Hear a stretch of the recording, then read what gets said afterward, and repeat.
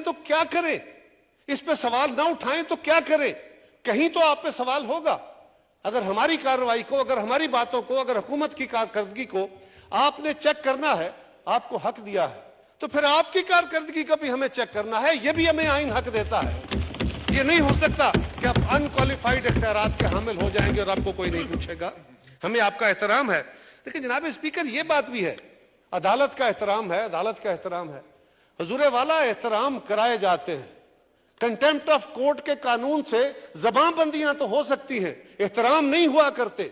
एहतराम दिलों में होते हैं और वो कंडक्ट से होते हैं, वो आपके रवैयों से और आपके फैसलों से होते हैं। और इन फैसलों से आप चाहें कि लोग, वो कहते हैं ना, अगर गुमान हो तो शायर ने कहा था कि सुनो तो सही जहां में है तेरा फसाना क्या, कहती है तुझको खल्के खुदा गायबाना क्या। जरा उस तरफ सुनिए जनाबे वाला, वहां लोग आपको क्या कह रहे हैं।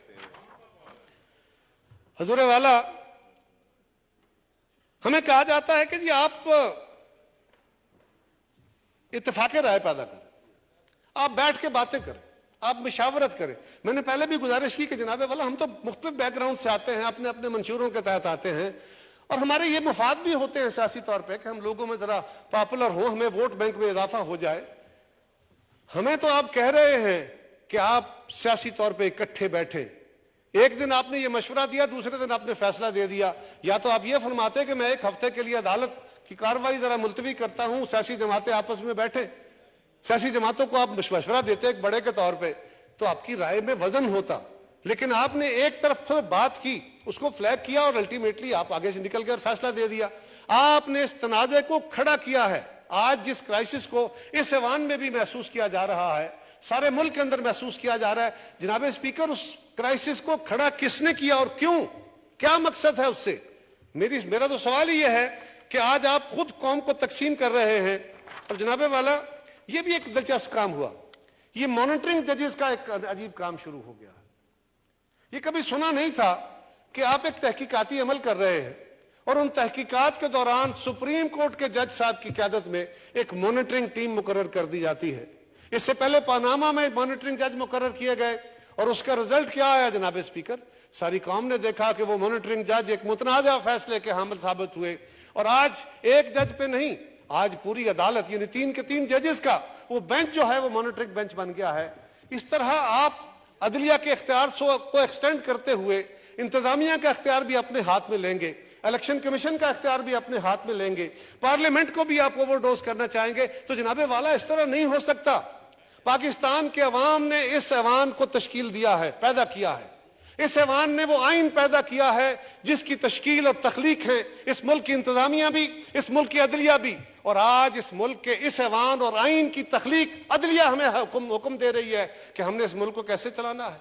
आज तख्लीक खालिक को कह रही है कि तुम गलत हो और अपने रवैये की तरफ ध्यान नहीं है। ये तलखियां क्यों पैदा हुई हैं जनाबे वाला? आज हम सारे दोस्तों ने ये बात की है कि हम क्या मुतालबा कर रहे थे। हमारा मुतालबा बड़ा सिंपल था, सब कह रहे थे फुल कोर्ट कर ले।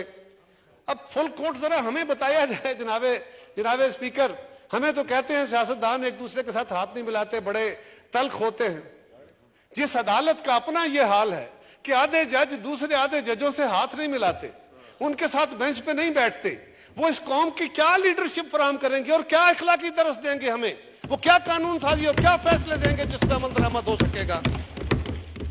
जनाबे वाला,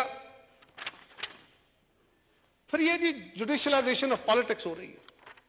आप अपने फैसलों के जरिए इस मुल्क की सियासत का रुख मुतय्यन कर रहे हैं। पाकिस्तान इस बात का मुतहम्मल नहीं है और दुनिया भर में जहां कहीं इस तजर्बे का इआदा किया गया है, ये तजर्बा बुरी तरह नाकाम हुआ है और कौमों को और बड़े मसाइल का शिकार करके गया है। आपने मसले हल करने के लिए सियासी फैसले दिए, सियासी इश्यूज पे फैसले दिए, अल्टीमेटली बहरान हल नहीं हुए। क्या हुआ? इस मुल्क के अंदर बड़े अहम फैसले हैं, आपने नजरिया जरूरत दिया, क्या बहरान हल हो गया? आज सुनिए आलम आप पे क्या तबर्रे बोल रहा है, सुनिए ना लोगों की आवाज सारी दुनिया में। आपने मार्शल लॉ को जायज दिया कि इसलिए कि जी बहरान पैदा हो गया, उसका हल निकालना है। क्या हल आ गया कि हल उससे ज्यादा किसी बड़े बहरान में जाके दाखिल हो गया? आज पाकिस्तान उसी का शिकार है। आपने भुट्टो शहीद को फांसी दी, क्या मसला हल कर दिया? आपने कहा था कि यह शख्स इस मुल्क के लिए बड़ा मसला है, मसला हल हो गया? क्या पाकिस्तान में बहरान खत्म हो गए, या उससे बहुत बड़े बहरान शामिल में पाकिस्तान दाखिल हो गया? आज सारी दुनिया, आज सारा मुल्क, आज उनके बदतरीन मुखालिफ ये बात कह रहे हैं कि बहुत बड़ा लीडर था, हमसे बहुत बड़ा गुनाह हो गया। और जब कौमें इतने बड़े लोगों को खो देती हैं और उनके साथ इस तरह का सलूक करती हैं, तो फिर खुदाई इंसाफ भी यह है कि उन कौमों को भी अपने किए हुए फैसलों की सजाएं मिलती हैं, और आज हम उस फैसलों की सजा पा रहे हैं। लेकिन जनाब, आपने फैसला किया, ठहराव आ गया, बेहतरी हो गई क्या? आज सुनिए, पाकिस्तान नहीं दुनिया भर में आप पे तुफ तुफ हो रही है उस फैसले पे। हम नहीं कह रहे, ये अलग बात, हमारे दोस्तों ने भी कहा कि हम तो सिर्फ हिस्ट्री स्टेट करने के लिए आपके पास गए, आप हमारा वो मुकदमा भी सुनने को तैयार नहीं है। आपने नवाज शरीफ को एक बेजवाब सजा दे दी और सारी उम्र के लिए नाअहल करार दे दिया। क्या मसला हल हुआ? क्या क्राइसिस सॉल्व हुआ, या और बड़ा क्राइसिस शामिल हो गया? आप जैली तरीके से हुकूमतें बनाएंगे, आप हुकूमतों के को चलने नहीं देंगे। हमारी हुकूमत के अंदर यूसुफ रजा गिलानी साहब को आपने डिसमिस कर दी, उनकी हुकूमत डिस्क्वालीफाई कर दिया। सारी पाकिस्तान के अंदर यह बात है कि वो एक गलत फैसला था, मनूवट फैसला था। क्या मसला हल हो गया? आपने मियां नवाज शरीफ को डिस्क्वालीफाई किया, पार्लियामेंट चलती रही। यही वो काम था जो बेनजीर भुट्टो शहीद ने सीओडी में किया था, यही वो फैसला था जो सारी क़यादत ने मिलकर किया था। आपने बहरान पैदा किए, हमने पाकिस्तान के आइन के अंदर वो रास्ते रख दिए कि ये सिस्टम डिस्टेबलाइज ना हो, बल्कि ट्रांजिशन स्मूथ होती रहे। आज जनाब स्पीकर फिर वही काम शुरू है, आज फिर अदालतें वो बहरान पैदा कर रही हैं। आज मैं आप सवाल करता हूं जज साहब से, आज मैं अदालत से और इस मुल्क के लोगों से सवाल करता हूं, क्या पंजाब की असेंबली, क्या खैबर पख्तूनख्वा की असेंबली किसी असूली बुनियाद पर तोड़ी गई थी? पंजाब का चीफ मिनिस्टर, जिसको आइन इख्तियार देता है असेंबली तोड़ने का, बिलाशुबा देता है, लेकिन वन कंडीशनल नहीं है। बट यहां तो और सूरत हाल है जनाब स्पीकर, यहां तो यह है कि वो बंदा चौधरी परवेज इलाही साहब जो चीफ मिनिस्टर था, वो असेंबली तोड़ने से पहले भी ऑन रिकॉर्ड है, ऑन रिकॉर्ड है, वो कहता था कि ये गलत फैसला करा रहे हो, बिल्कुल ना तोड़वाओ, नुकसान होगा।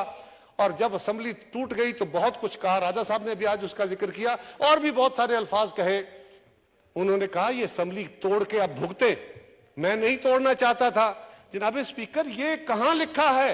अगर आइन पे अमल करना है जज साहबान, अगर सिर्फ सीधी लाइन पे चल के बातें करनी है, तो फिर आइन में लिखा है कि वजीर आला अपने आजादाना दिमाग से फैसला करेगा, वो किसी के कहने पे जबर के तहत असेंबलियां नहीं तोड़ेगा।